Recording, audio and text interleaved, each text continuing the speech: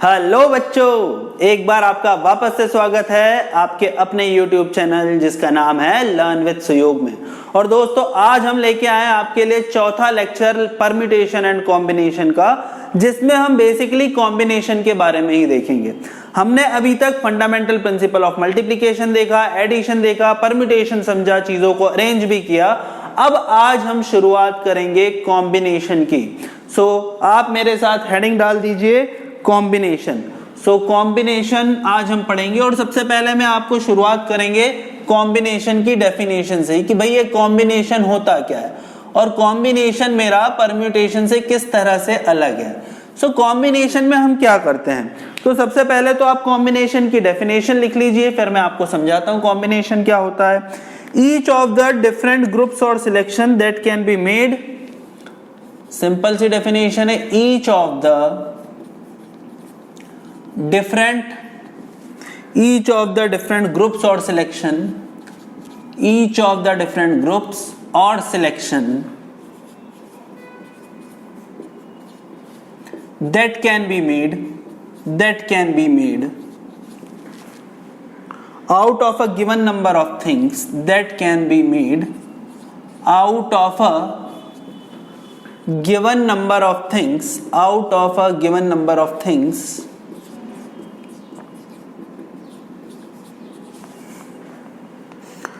by taking some or all of them at a time, by taking some or all of them at a time,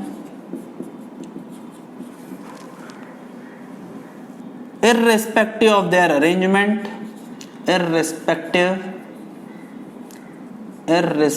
of their arrangement,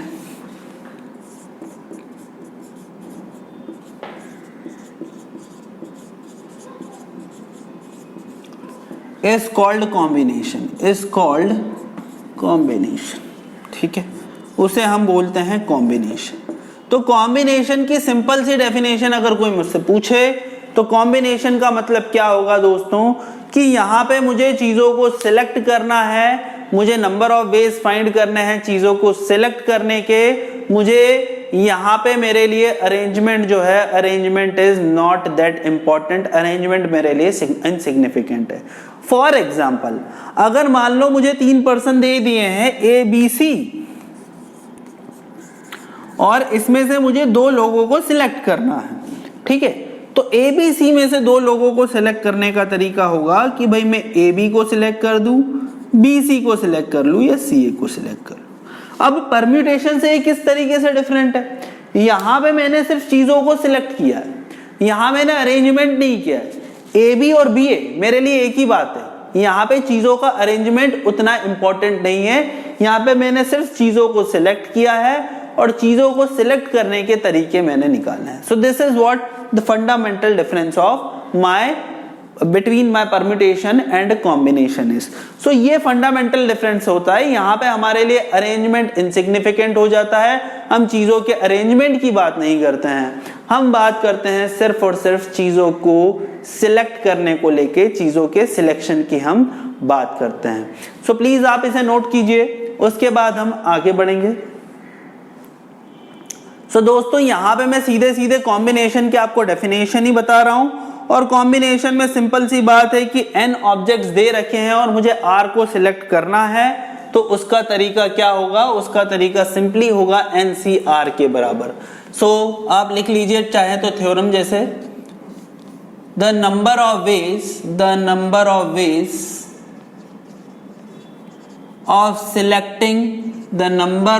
of selecting R objects, the number of ways of selecting R objects out of n distinct objects,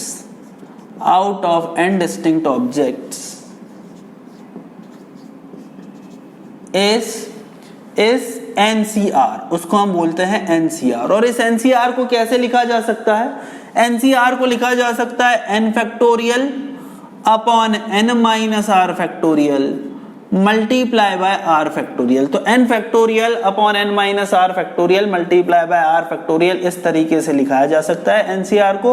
या देखो हमने NPR पढ़ा था n factorial upon n minus R factorial, तो इसे लिखा जा सकता है NPR अपॉन आर फैक्टोरियल। तो NPR अपॉन आर फैक्टोरियल भी लिखा जा सकता है। मतलब कहने का यह है कि यहाँ पे जो हमारे लिए डी अरेंजमेंट है वो मैटर नहीं करता, अरेंजमेंट जो है मैटर नहीं करता। तो मैंने चीजों को पहले अरेंज कर दिया फिर डी अरेंज कर दिया, उसको हम इस तरीके से भी समझ सकते हैं। सो ये वाली एक चीज है। दूसरा एक और चीज होती है जो हमें ध्यान रखनी है कि NC0, कि भाई अगर मेरे पास n चीज है और उसमें से मैं 0 सिलेक्शन कर रहा हूं या कुछ भी सिलेक्शन नहीं कर रहा हूं, या NC0 या NCN it is equal to 1। अगर मान लो मेरे पास 50 स्टूडेंट्स हैं और मुझे उन्हें पिकनिक में ले जाना है और मेरे पास दो तरह की चॉइसेस है कि या तो मैं किसी को भी ना ले जाऊं या मैं सभी को ले जाऊं। तो इसका क्या तरीका होगा? एक ही तरीका होगा कि भाई मत ले जाओ। So it has only one way, ये हमें ध्यान रखना है। ठीक,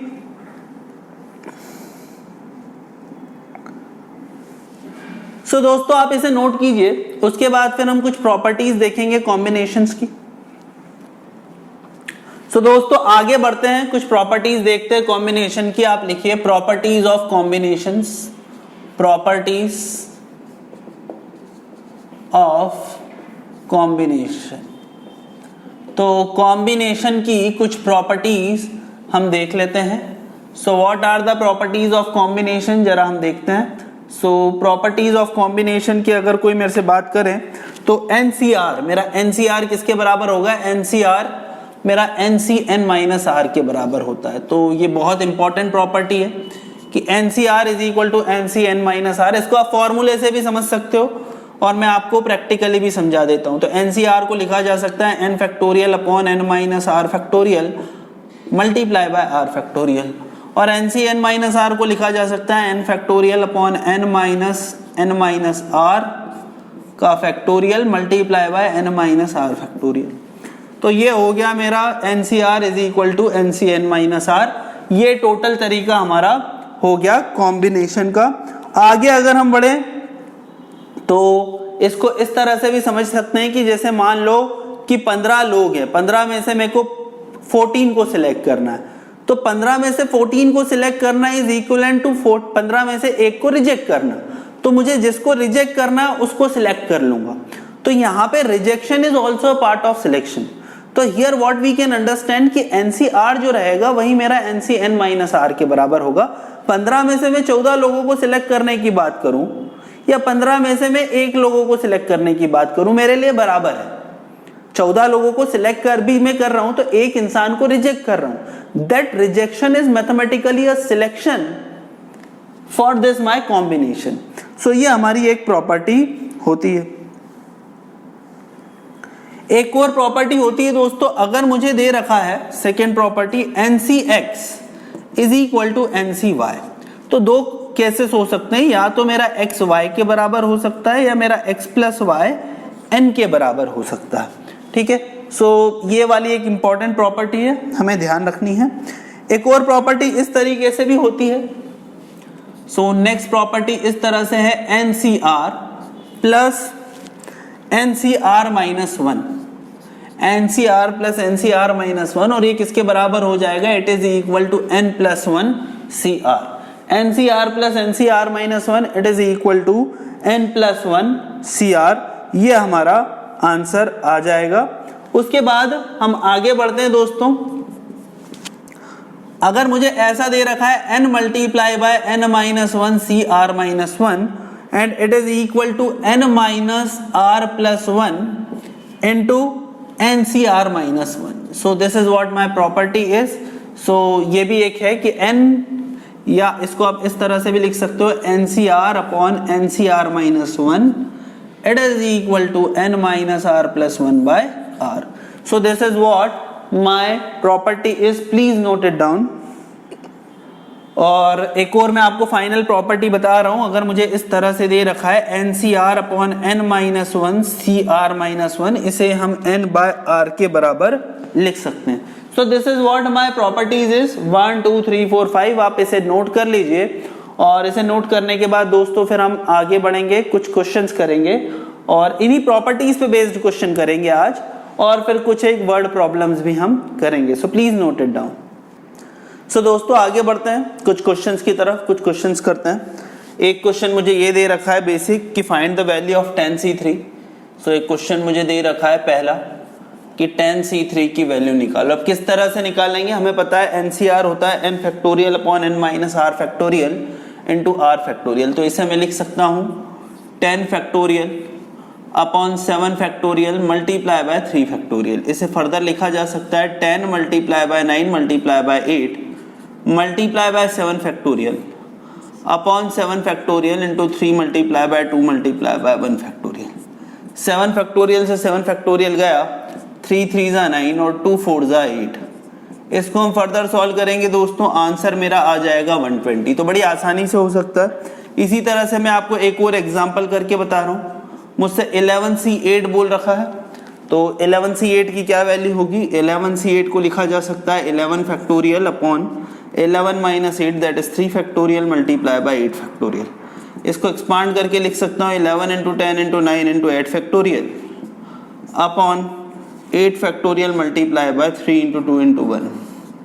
8 फैक्टोरियल से 8 फैक्टोरियल कैंसिल, 3 3 जा 9, 2 5 जा 10, 15 इंटू 11 मेरी वैल्यू हो जाएगी 165। तो बड़ी आसानी से NCR निकाल सकते हो। एक और क्वेश्चन मैं प्रैक्टिस के लिए दे रहा हूं आपको, 50C48। अब 50C48 की वैल्यू आपको कमेंट बॉक्स में लिख के बतानी है। So it's so simple.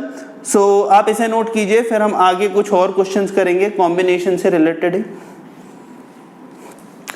सो दोस्तों ये रहा हमारे सामने अगला क्वेश्चन, मुझे दे रखा है if NC8 is equal to NC6 find NC3। तो हमें पता है if NC8 is equal to NC6 है तो दो ही चीज हो सकती है, या तो 8 इज इक्वल टू 6 जो कि पॉसिबल नहीं है, तो n की वैल्यू हो जाएगी दोस्तों यहां से निकल के आएगी 8 प्लस 6, तो n की वैल्यू हो जाएगी 14 और NC3 हमारा क्या होगा देखते हैं। It will be my 14C3 और 14C3 मेरा हो जाएगा 14 factorial upon 11 factorial by 3 factorial. Solve हम करेंगे तो it will B 14 into 13 into 12 upon 3 into 2 into 1।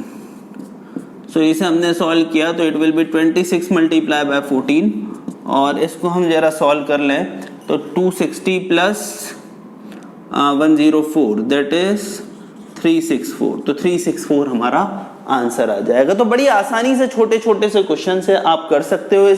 इसे नोट आप कीजिए, उसके बाद हम आगे दूसरे क्वेश्चंस की तरफ बढ़ेंगे। सो दोस्तों बढ़ते हैं अगले क्वेश्चन की तरफ। अगले क्वेश्चन में मुझे दे रखा है if NCR minus 1 is to NCR is equal to NCR plus 1 और इसका रेशियो मुझे 3:4:5 दे रखा है और मुझसे वैल्यू पूछी है किसकी, मुझसे वैल्यू पूछी है निकालने के लिए N और R की। तो चलो निकाल लेते हैं। हमें एक प्रॉपर्टी पता होना चाहिए NCR upon NCR plus 1 is N minus R minus 1 upon R, और नहीं भी पता है तो हम सॉल्व कर लेते हैं। तो NCR माइनस 1 अपॉन NCR, इसका रेशियो 3:4 है, जरा सॉल्व कर लेते हैं।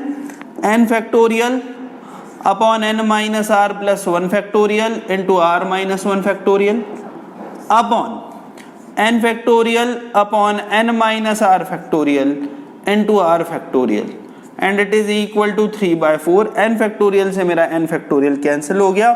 इसको हम आगे क्या लिख सकते हैं, r into R minus 1 factorial लिखा जा सकता है इसे, upon n minus R plus 1, तो इसे लिख सकता हूं मैं n minus R plus 1 into n minus R plus 1 minus 1 that is n minus R factorial upon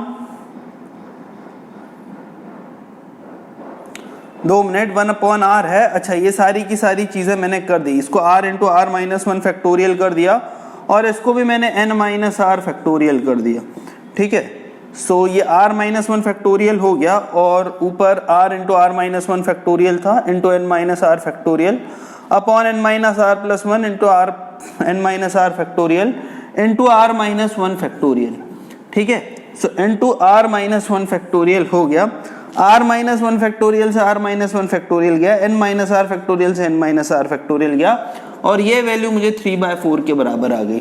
तो यहां से मेरी एक इक्वेशन मिलेगी, उसे हम सॉल्व कर लेंगे दोस्तों। It will be equal to 4r is equal to 3n minus 3r plus 3। तो 3n माइनस 3r प्लस 3 ये हमारी एक इक्वेशन मिलेगी। So this is what my first equation. इसे सॉल्व करेंगे तो it will be 7r is equal to 3n plus 3। So this is what my first equation is. और दूसरी इक्वेशन इन दोनों को सॉल्व करके आ जाएगी, तो वो भी हम कर लेते हैं। तो NCR upon NCR plus 1 is equal to 4/5। Further हम इसे सॉल्व करेंगे तो क्या मिलेगा, देखो n factorial upon n minus r factorial into r factorial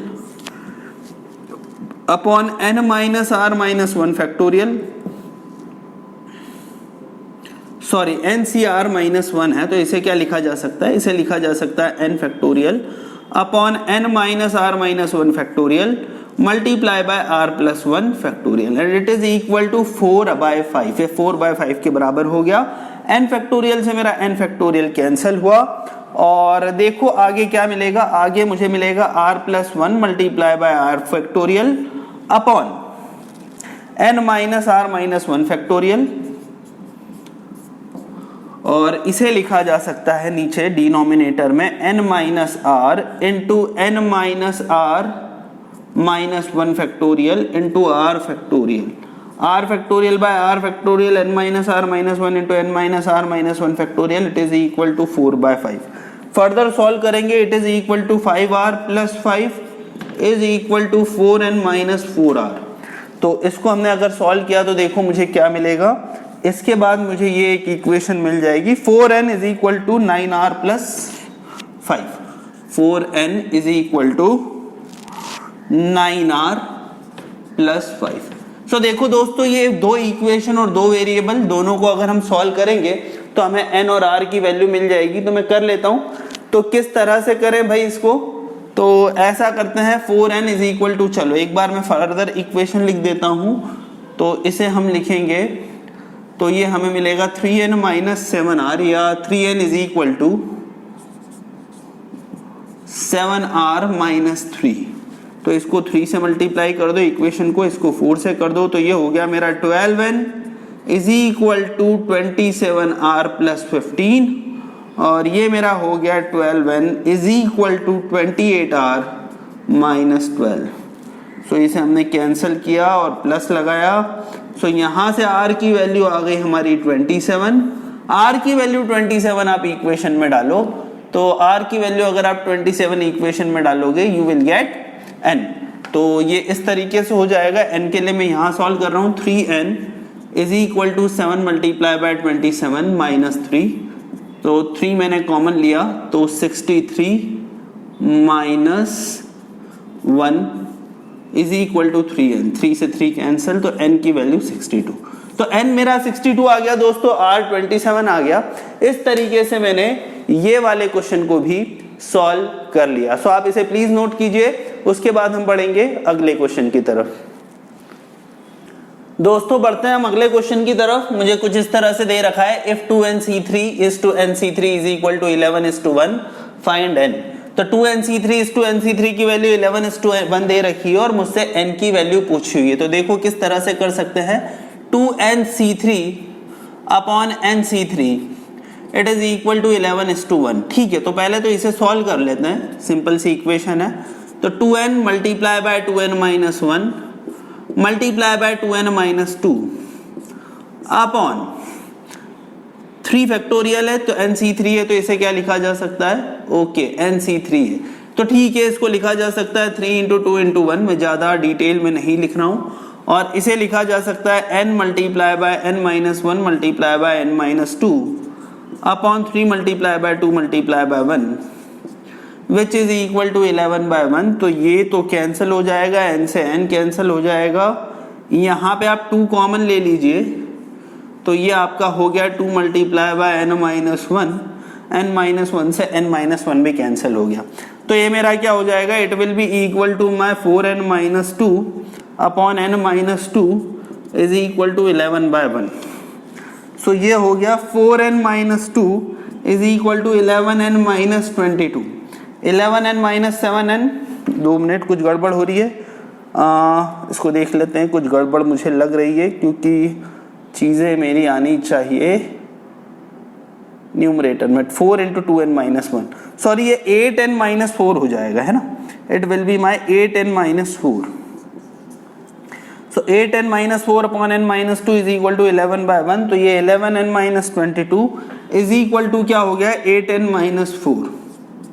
so 11n minus 8n, तो it is equal to 3n, और ये मेरा हो गया 22 minus 4 which is equal to 18। तो n की वैल्यू यहां से हो गई 6 के बराबर, n की वैल्यू 6 के बराबर हो गई और n निकालना था, तो मेरा काम हो गया।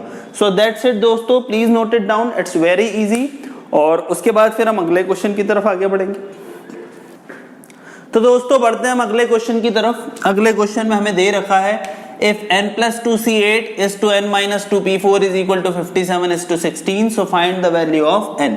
तो n plus 2c8 को कैसे लिखा जा सकता है? n plus 2c8 को लिखा जा सकता है, तो पहले तो लिख ही लेते हैं n plus 2c8, थोड़ा और अच्छे से लिख लेता हूं मैं, that is n plus 2c8 upon n minus 2p4 is equal to 57/16।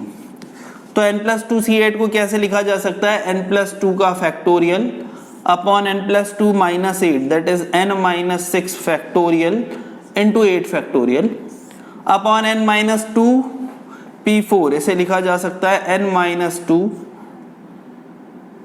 का factorial upon n minus r, तो n minus 6 का फैक्टोरियल, इसे इस तरह से लिखा जा सकता है दोस्तों। और इसकी वैल्यू मुझे किसके बराबर दे रखी है? 57/16 के बराबर दे रखी है। और मुझसे बोला है n निकालने के लिए, तो n minus 6 फैक्टोरियल से n minus 6 फैक्टोरियल कैंसिल। आगे हमने सॉल्व किया तो ये हो गया n plus 2 multiply by n plus 1 multiply by n multiplied by n minus 1 multiply by n minus 2 का factorial upon 8 factorial multiply by 57 multiply by is equal to 57/16। एक बार मैं क्वेश्चन देख लेता हूँ, क्वेश्चन सही है, n plus 2c8, yes question तो सही है। सो चलो इसे करते हैं अपॉन n minus 2 का फैक्टोरियल और 8 factorial into n minus 2 factorial पहले से दे रखा है। ये मेरे n minus 2 फैक्टोरियल कैंसिल हो जाएगा और फिर मैं इसे सॉल्व कर सकता हूँ। अगर मैं इसे सॉल्व करता हूँ तो देखो क्या आता है, बहुत ही लंबी चौड़ी इक्वेशन क्यों बनती हुई दिख रही मुझे। सो ठीक है, जरा इसे सॉल्व कर लेते हैं। सो ये हो जाएगा दोस्तों मेरा n plus 2 into n plus 1 multiply by n multiply by n minus 1 and it will be equal to my 8 factorial. तो इसको इस तरह से लिख लेते हैं जरा, 8 multiply by 7 multiply bye 6 multiply by 120 multiply by 57 upon 16, है ना। सो इसको मैंने कुछ इस तरीके से लिख लिया थोड़ा अच्छे से। सो ये 16 और ये 2 और ये 3, तो ये देखो क्या हो गया मेरा, ये हो गया n plus 2 into n plus 1 into n minus 1। यहाँ पे देखो इसके जरा फैक्टर्स कर लेता हूँ। ये हो जाएगा 7 मल्टीप्लाई बाय 3 और 120 मेरा हो जाएगा 5 इंटू 4 इंटू 3 इंटू 2 इंटू 1 और 57 मेरा हो जाएगा 19 मल्टीप्लाई बाय 3। ठीक है, सो ये मेरा हो जाएगा 19 मल्टीप्लाई बाय 3। तो चलो इसको जरा हम ऐसा बनाने की कोशिश करते हैं। एक मुझे 21 बनता हुआ दिख रहा है, एक 20 बनता हुआ दिख रहा है, एक 19 है। तो यार चीज़ें तो मुझे बनती हुई दिख रही है कुछ कुछ, और ये 18 भी बनता हुआ दिख रहा है, बहुत अच्छी बात है। तो n plus 2 multiply by n plus 1 multiply by n multiply by n minus 1 and it is equal to my 21 into 20 into 19 into 18। So जब इसे सॉल्व करेंगे तो ये मेरा n किसके बराबर आ जाएगा, 19 के बराबर। और n अगर मेरा 19 के बराबर आ गया तो मैं बोल रहा हूँ कि इस तरीके से मैंने इस क्वेश्चन को भी सॉल्व कर लिया। सो दोस्तों बड़ा ही आसान है, बहुत बहुत आसान है, आप इसे नोट कीजिए। फिर हम कुछ वर्ड प्रॉब्लम्स भी देखेंगे, वो भी उतने ही आसान है।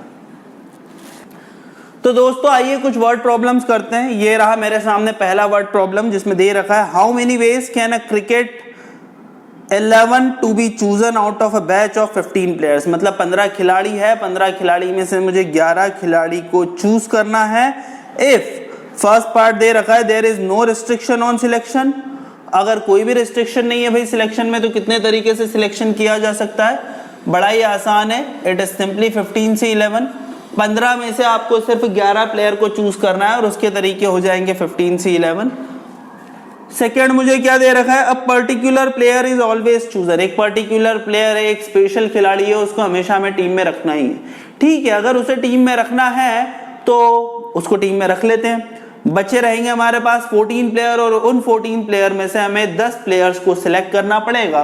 तो 14 प्लेयर में से 10 प्लेयर को सिलेक्ट करने के तरीके हो जाएंगे हमारे पास 14C10। सो दूसरे का आंसर आ जाएगा 14C10। तीसरा पार्ट क्या दे रखा है? Particular player is never chosen, मत चूज करो उसे।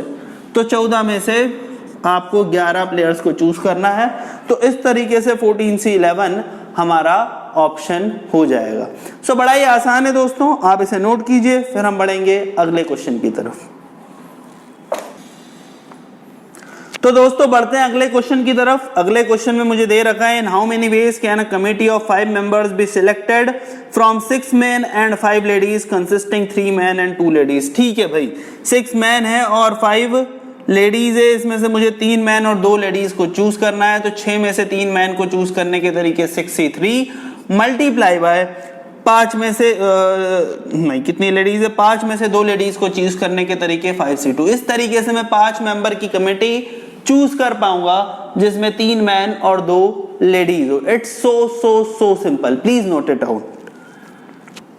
सो दोस्तों बढ़ते हैं हम अगले क्वेश्चन की तरफ। इसी क्वेश्चन में मुझे थोड़ा सा घुमा के दे रखा है शायद। Out of 5 man and 2 women a committee of 3 is to be formed. In how many ways it can be formed if at least 1 women to be included. अब यहाँ पे कंडीशन आ गई है एटलीस्ट 1 वुमेन, मतलब 2 में से या तो मैं 1 वुमेन को चूज करूं या 2 में से 2 वुमेन को चूज करूं। तो दोनों कंडीशन हम देख लेते हैं। अगर मैंने 2 में से 1 वुमेन को चूज किया से 2C1 तरीके से, तो बाकी के 5 मैन में से मुझे कितनों को? 5C2। और अगर मैंने 2 में से दोनों के दोनों वुमेन को चूज कर लिया 2C2 तरीके से, तो मुझे कमेटी बनाने के लिए कितने लोगों को चूज करना है? एक ही लोगों को चूज करना है। उसका तरीका हो जाएगा 5C1। तो 2C2 into 5C1 और 2C1 into 5C2, this is the total number of ways by which a committee can be formed. So please note it down। उसके बाद हम अगले क्वेश्चन की तरफ आगे बढ़ेंगे। So भाई चौथा क्वेश्चन, यहाँ पे भी हमें कमेटी ही फॉर्म करनी है। A committee of 5 is to be formed out of 6 men and 4 ladies. In how many ways this can be done when at least 2 ladies are included and at most 2 ladies are included? तो 5 लोगों की committee बनानी है भाई इस बार, 6 man और 4 ladies से। तो कितने तरीके से कर सकते हैं? If at least 2 ladies are included, अगर मैंने एटलीस्ट 2 लेडीज को इंक्लूड किया तो कैसे कर सकता हूं? एटलीस्ट 2 लेडीज आर इंक्लूडेड बोल रखा है तो इसे मैं लिख सकता हूं 4C2। 4 में से 2 तरीके हैं जिसमें मैंने लेडीज को लिया और बाकी के 3 मेंबर्स जो हैं वो मैन ले लिए, तो 6C3। एटलीस्ट 2 लेना है तो 3 तो ले ही सकता हूं मैं, 4 में से 3 लेडीज को ले सकता हूं और 6 में से 2 मैंस को ले सकता हूं, या 4 में से चारों लेडीज को ले लूं और 6 में से एक ही मैन को इंक्लूड करूं। ये वो वाला केस है जब मेरे को एटलीस्ट 2 लेडीज को इंक्लूड करना है। दूसरे केस में मुझे दे रखा है एटमोस्ट 2 लेडीज, मतलब ज्यादा से ज्यादा 2 लेडीज को इंक्लूड करना है। तो या तो मैं लेडीज को इंक्लूड ही नहीं करूं, नो लेडीज, तो 6C5 multiply by 4C0, 4 ladies है ना, हाँ, plus 6C4 multiplied by 4C1 plus 6C3 multiplied by 4C2। सो इस तरीके से हम 5 मेंबर्स को सिलेक्ट कर सकते हैं। सो प्लीज नोट इट आउट, बहुत ही आसान क्वेश्चन है, आप इसके सॉल्यूशंस नोट करो, फिर हम बढ़ते हैं आगे। सो दोस्तों अगला क्वेश्चन ये रहा आपके सामने। For the post of 5 teachers there are 23 applicants, 2 post are reserved for SC candidates and there are 7 SC candidates among the participants. In how many ways the selection can be made. तो ठीक है, 5 teachers की post है, 2 teachers SC के लिए वो है reserved है, तो 5 टीचर्स को हमें सिलेक्ट करना है, 2 टीचर एससी कैटेगरी के, 3 के टीचर्स जनरल कैटेगरी के।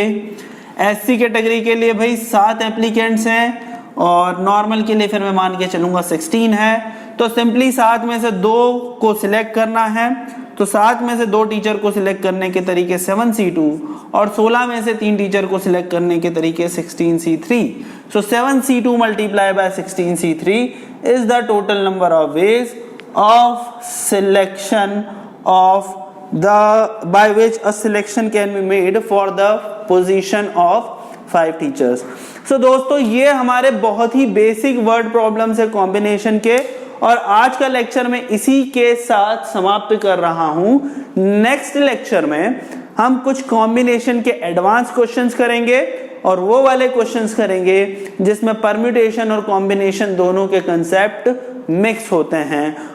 परम्यूटेशन एंड कॉम्बिनेशन का एक खात्मा नहीं है, ये सिर्फ शुरुआत है। आगे हम काफी सारी चीजें देखेंगे, अरेंजमेंट देखेंगे, ग्रुपिंग देखेंगे, परम्यूटेशन कॉम्बिनेशन की एप्लीकेशन नंबर सिस्टम में देखेंगे, ज्योमेट्री में देखेंगे, कोऑर्डिनेट ज्योमेट्री में देखेंगे, हम अलग अलग तरीके के क्वेश्चंस देखेंगे। तो अभी हाल चैप्टर आप मान के चलो शुरुआत हुई है इसकी चौथे लेक्चर के बाद। अभी ये 5 या 6 लेक्चर में मैं इसके और सारे कंसेप्ट जो हैं उसको क्लियर करूंगा। सो आज का लेक्चर दोस्तों इतना ही, और फिर हम मिलते हैं नेक्स्ट लेक्चर में। So thank you very much, bye bye.